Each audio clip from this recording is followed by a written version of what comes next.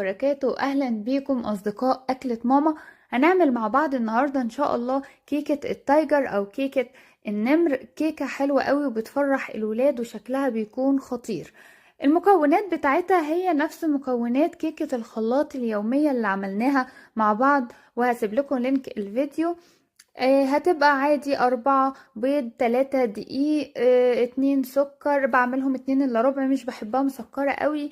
كوباية من اللبن، كوباية من الزيت، وهنعمل كل المكونات السائلة دي ومعاهم معلقة من الخل وكمان فانيليا. هنضرب كل الكلام ده مع بعض في الخلاط كويس جدا.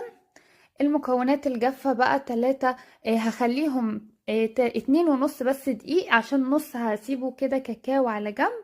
وهعمل معاهم طبعا بيكنج باودر، ومعاهم الكيك شيف، وذرة من الملح، ومعلقة نشا.